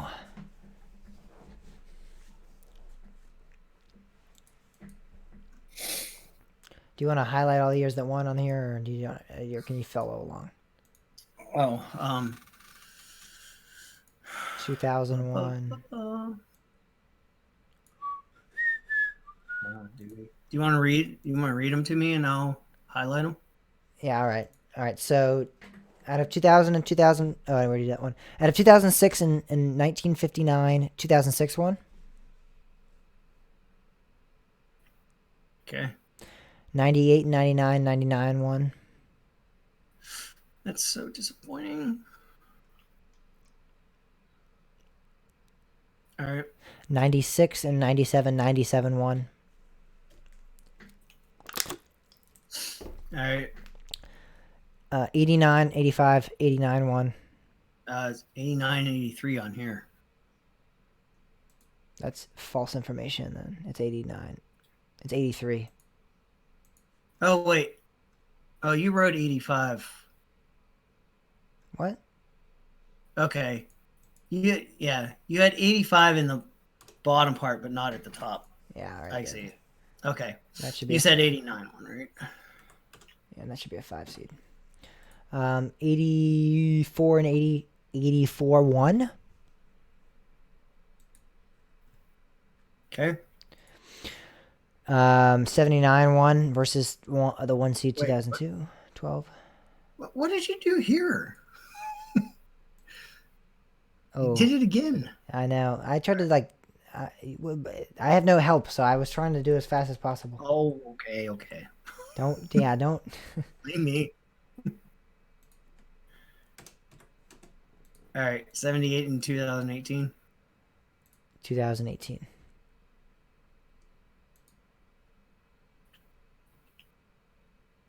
All right. All right, let's go. Let's get down to business. Business.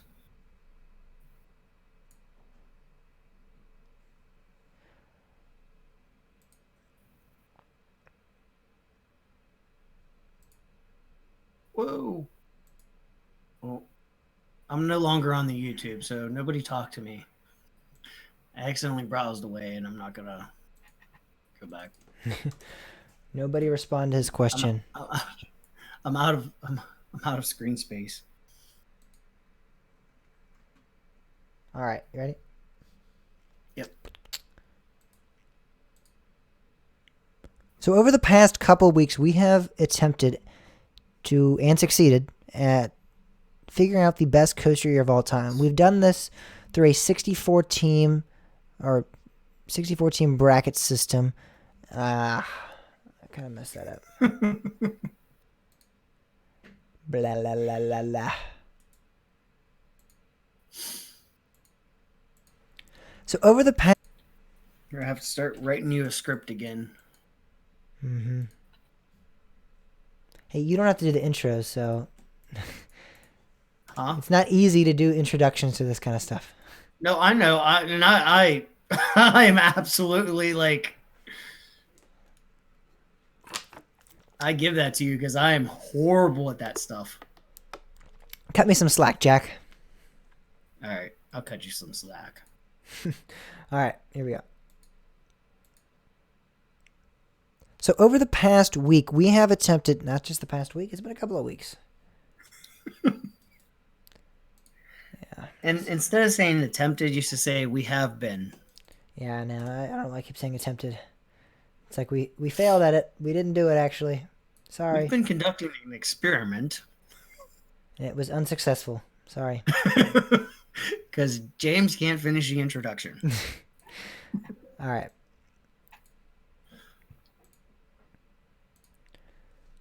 So over the past couple of weeks, we have been conducting an experiment. Oh, la la. Oh, la la. Oh, la la la. We have been... Wait, Bob, what have we been doing? What was that thing we've been doing again called? What have we been doing? Podcast or something? What? Some sort of internet audio.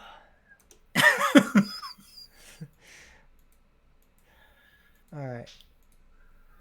Here we go.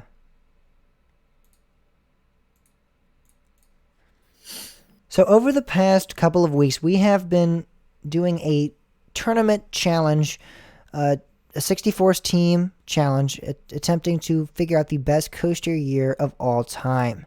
So if you watch March Madness or you follow any of things like that, there's a lot of people that use this format, the 64 team bracket, and we listed our most important coaster years in our opinions, and then we allowed you guys all to vote on them, and you guys have voted it down now narrowed it down to the final 8. So we're going to be talking about the round of 16 on today's show, and then next week we'll be conducting the round of 8, which is exciting. We're narrowing it down to single digits now, and we're getting close to figuring out the best coaster year of all time. Yeah. I'm getting it's kind of funny as we go on. Like I'm getting more and more excited, and I'm actually like when we started this, I was like, I'll kind of be indifferent when we get to the end, but now I'm like kind of into it. Yeah, it was a I very want my year to win. it was a very spur of the moment idea. Like I was just kind of like, hey, we should do a bracket. And, like, it wasn't like it's not like we had planned this out. So now that it's coming together and we're getting close, it's really exciting to see what happens. Yeah. So why don't we get into it and talk about these years? Oh yeah. So 2000, the 1 seed faced off the 4 seed 2001 in our first challenge here. In 2000, consisting of Millennium Force and Superman the Ride at Six Flags New England, took the victory against the 4 seed of 2001, which had a solid lineup too. It had Hypersonic XLC, which was the world's first compressed air launch coaster, Flying Ace Aerial Chase, which was the first inverted kids coaster, and then X2, which was the world's first 4D coaster. So, I mean, that was a very solid matchup. And Millennium Force, I think being the first full circuit coaster to stand more than 300 feet, really carried it over and I think led to that, victory. I mean, it's hard to argue that Millennium Force did for the industry what Magnum did in '89. Yeah, it's very easy to argue that point.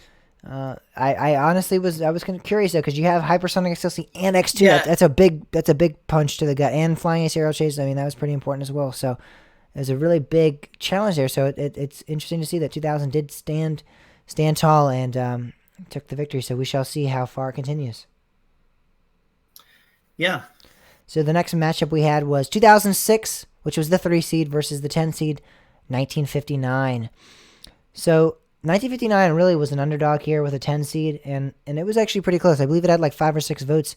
However, 2003 did win with the extra. It had an overwhelming majority, but 59 still got some votes. So El Toro at Six Flags Great Adventure, which was the second tallest wooden coaster in the world and the fastest wooden coaster in the world when it opened, and Voyage, which is the most airtime on any wooden coaster, and also Tatsu, which was the fastest and tallest and longest flying coaster in the world when it opened, did defeat 1959, the 10 seed, which consisted of Matterhorn bobsleds at Disneyland, which is the first tubular tracked steel coaster. I honestly think that I had no idea what was going to happen here. Yes, of course, all the coasters I listed off were great. El Toro, Voyage, Tatsu. No question they're better than Matterhorn bobsleds in terms of, overall ride experience and stuff like that. But that's not what we're arguing here. You can argue the point of historical significance, and this poll is based on historical significance and the actual quality of the rides. I think Matterhorn bobsleds plays a humongous historical role that could easily outcompete El Toro, Voyage, and Tatsu. Yeah. However, people decided, and it was close. Like I said, it wasn't too close, but it was an overwhelming majority for 2006. But it can be made. There can be a point made that 59 was the superior year, but as we have it, 2006 did win. Yeah, and I have to say, like, I'm kind of disappointed in this. I would have loved to see 59 get a little bit further because of the significance of that, but major props to 59 for making it that far. And I think the thing that shows is that this, like, people are really into voting for these years. They're actually thinking about this. I agree. And that's what makes me happy about this project. I was really, really worried that people were just gonna vote for their favorite coaster and disguised as a year, but I think this is showing that they're not doing that, and I really like that. I do too. I do think we do have a couple of voters, I know especially, that are voting for their coasters, but you're always going to have that. Attempt not to. Yeah, if you're listening to this and you vote on our Instagram page, attempt not to do that. Vote for, literally look at the rides, see what you think, and overall vote for what you think was the better year, historically significant, and take that into account, the historical significance, because that's more important, if not just as important, as the actual quality of the rides. Because we're not talking, again, this isn't talking about the best coasters in the world or anything like that. We're talking about how they shaped the coaster industry that we now know, as well as what produced the best rides. So you have to take both into account when you're doing this. 1998 was the next battle, which is the 1 seed versus the 4 seed of 1999. This one hurts. This one was difficult. This one was hard. However, the 1 seed of 1999, which consisted of Batman and Robin the Chiller. 1998. 1998, yeah, excuse me. With the one seed of 1998, consisted of Batman and Robin the Chiller at Six Flags Great Adventure, which is the world's first steel dual-track linear induction motor-powered roller coaster. Shivering Timbers, which was considered the first way out and back wooden coaster, which is still considered one of the best wooden coasters out there. And Volcano the Blast Coaster, the world's first launched inverted roller coaster, lost 1998, lost to the 4 seed of 1999. Apollo's Chariot at Busch Gardens Williamsburg opened up that year, which was the first B&M hypercoaster ever built. Dragon Challenge, which is dubbed as one of the greatest B&M inverts of all time and had a unique aspect that no other coaster can now claim. That was the inverted coaster that it dueled. It was a dueling coaster, which was awesome. Tennessee Tornado at Dollywood also opened that year, which was considered to be one of the best aero loopers ever built, and is also one of the last coasters that company would produce. So people found 1999 to be the superior year here. Yeah, I'm sad. I was really pulling for 98 because I thought 98 was a huge deal for, like what 89 and 2000 did for height. I think 98 did for technology. Mm-hmm.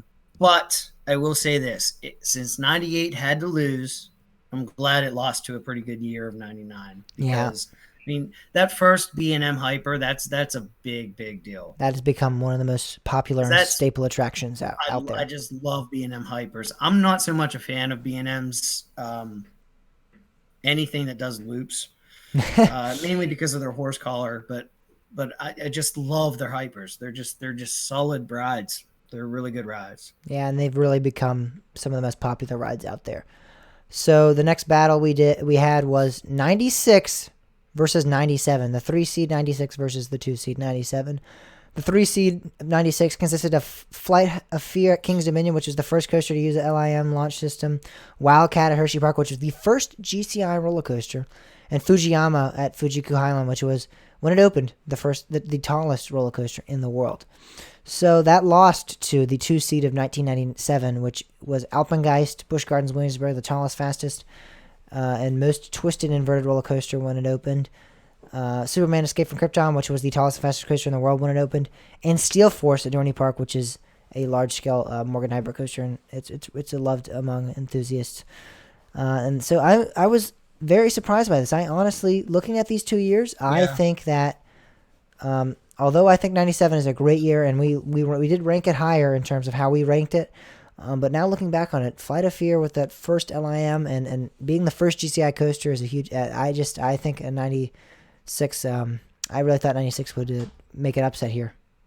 Yeah, I think this was kind of this was really a close one. It's kind of tough. Yeah. I mean, sure. I think Steel Force was a bigger deal than people. I think it was a bigger deal than it was even realized back then. It's just like because Morgan was taking what Aero did with Magnum and actually like really saying like, look, we're gonna keep doing this. This was something.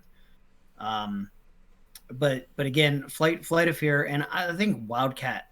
I mean, I know there's the RMC fanboys and the haters out there, but Wildcat is an amazing ride. And you can, even if you don't love the ride, you cannot deny how great GCI has become, and without this ride, we would not have this amazing company that's built rides like Mystic Timbers, Renegade, Prowler, Texas Stingray now down at Fiesta Texas, Invader at Busch Gardens Williamsburg. So many good coasters have come out of this company, so it's an important ride. So, yeah, I mean, if it had to lose, at least it lost a good year, and it lost in the Sweet 16. It's a great round to lose in. So, it did lose though. Alpengeist, I think, being the world's tallest inverted coaster, really took that up there, and a lot of people love that ride. So I think that really carried it over. The next battle and the next competition was number 1 of 1989 versus number 5 of 1985. The 1 seed of 1989 won with Magnum XL 200 at Cedar Point, Timberwolf at Worlds of Fun, and Gordox at Park Asterix, which was the first coaster in the world to have 7 inversions. And then I believe we missed out on this Great American Scream Machine at Six Flags Great Adventure opened up that year too, which was a pretty important coaster too for that park. And so I know a lot of Great Adventure people will always, whenever I write this in, then too. The what? Hercules at Dorney, Yeah. which was loved by a lot of people. Yeah, but whenever I bring up 1989, people are like, "Wait, you didn't list Great Adventure Scream Machine," and I'm like, "All right, yeah, I didn't." But that beat out the 5 seed, which consisted of Disaster Transport at Cedar Point, Phoenix at Knoebels, which was really not a new coaster, but it got relocated and basically got reconstructed. So I consider that somewhat a new coaster. So I did add that in And there. well, I mean, it was more the move that was instrumental. Yeah, Because definitely. everybody laughed at Kenobi when he wanted to do that. Like, Yeah. you can't move a wooden roller coaster. No, we'll do it, and they did. Exactly, which was awesome. This is kind of. I wish these 2 years wouldn't have come up against each other so soon. Yeah, but they did, and I can't 19 argue. I think '89 is definitely the instrumental year here. Yeah, I agree with that as well. So the next battle we had was 1984 versus the 7 seed 1980, which 6 seed was 1984. 1984 consisted of Big Bad Wolf, which was widely agreed upon to be the best suspended coaster of all time. King Cobra at Kings Island, which was the first North American stand-up roller coaster, and Ultra Twister at Nagashima Spaland, which is a very unique and awesome roller coaster. That faced off against 1980, which was the 7 seed. Big Thunder Mountain Railway at Disneyland opened up that year. Scorpion at Busch Gardens Tampa, which is a Schwarzkopf Looper. And Carolina Cyclone, which was the first roller coaster in the world to send riders upside down 4 times, also opened up that year. So that was a good year. Definitely was not expecting this to surpass 84. I still think 84 is going to be one of the underdogs here. I think we kind of underestimated its power and its ability. I think it's going to make a run for it, and I think when we listed it as a 6 seed, we maybe we listed a little too low because I think it seems to be wiping out pretty much all its competition so far. Yeah, and I think 84 is a pretty big deal. And what isn't listed is we also have Accelerate and Whirlwind at Knoebels. Mm-hmm. I mean, those are definitely instrumental as well. And I think 84. You know, these two. I think both of these years are kind of sleeper years. But at the same time, I think 84 just there's a lot more uniqueness to it. Yeah, for sure. We're making it down. We're making it close to the final battles. We have 2 more left to go, and this is probably the biggest upset of this poll, of this tournament so far, or at least round of 16. We had some other ones previous rounds, but this is definitely the biggest one of this round. We had the 1 seed of 2012 get knocked out against the 5 seed of 1979. The 1 seed of 2012 consisted of Skyrush at Hershey Park, which is the tallest, fastest roller coaster at Hershey Park until now with Candemonium. But it was a prototype wing coaster, and it was a very, very important coaster. Leviathan at Kansas Wonderland was, again, a huge coaster for the industry. It was the first B&M coaster to go over 300 feet, and it was the tallest coaster in Canada and the largest coaster in Canada when it opened. So, I mean, it was huge. No one knew B&M could do it. No one thought B&M would do it, but they did it. They went over 300 feet, and they became... No one thought B&M would do it. Yeah. And with B&M, I mean, they had said they weren't going to do it.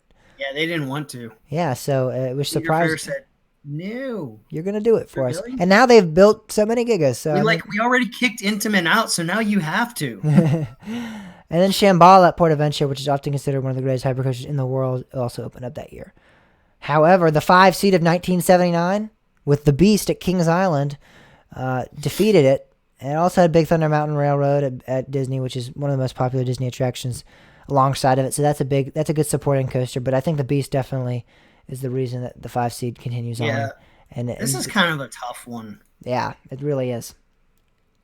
I could have gone both ways, really. Yeah, and it makes sense why the Beast won. But again, I mean, Skyrush, Leviathan, Shambhala, really important coasters. So it was an upset. We shall see how far 79 goes on from now on.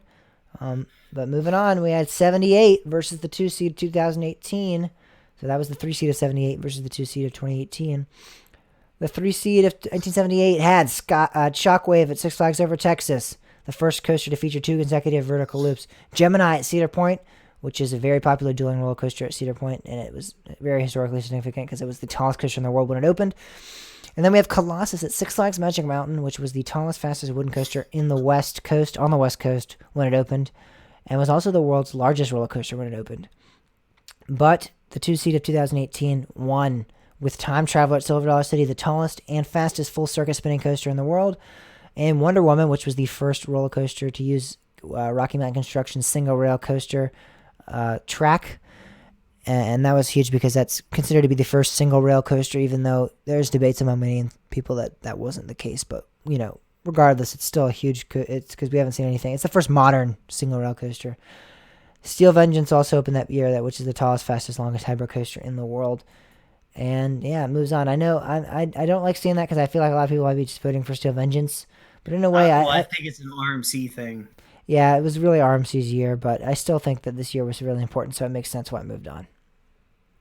Yeah, I don't know. I think 78 was important. Gemini, I think, was a huge deal. Yeah, and again, it could go either way. I definitely think. I mean, it's definitely a close one. But I think when we consider historical significance and ride quality, and I think if you factor those both in, I think 2018 does make sense why. I think it's also kind of hard, at least in my view, it's kind of hard to judge the historical significance of a year that's like just passed. It's kind of hard to say. And I'm not 2018 is like it changed history. It's like there's not really any history there yet. I'm not going to say it's historically significant, but I'm going to say we're supposed to, when we're doing this poll. I mean, the directions are to vote for what was beneficial. I'm just saying the way that I kind of view this. I look at Gemini as being a hugely significant coaster.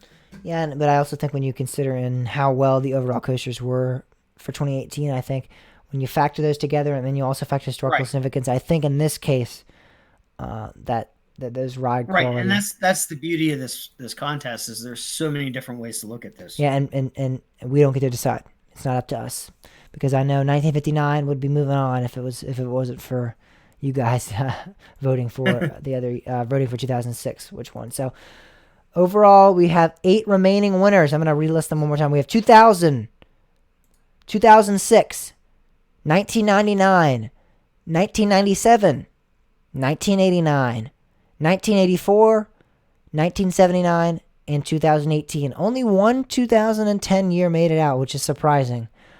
I thought 2010s were like the year, the decade of coasters in terms of, how great they were. And I thought people were going to kind of be biased and be like, oh yeah, 2010s, blah, blah, blah. I'm glad that only one made it out. It's exciting.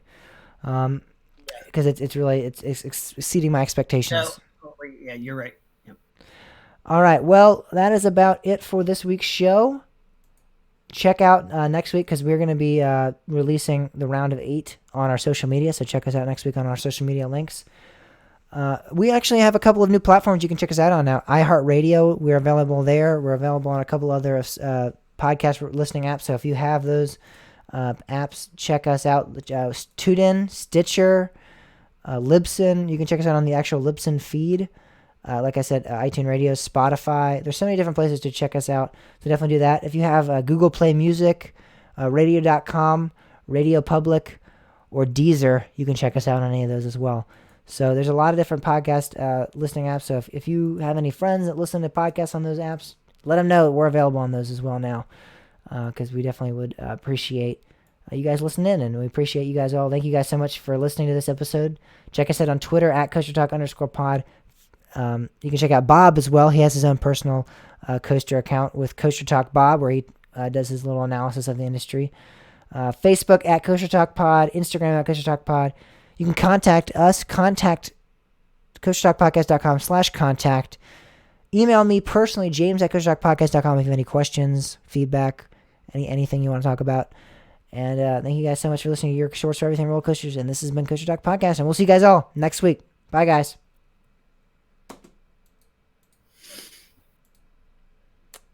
That was a little sloppy, but it's all right. Yay. All right, and everybody on the rundown. Thank you on the rundown. Everybody on the rundown. On the rundown. Everybody on the live stream that watched, gracias, and we'll see you later. Bye.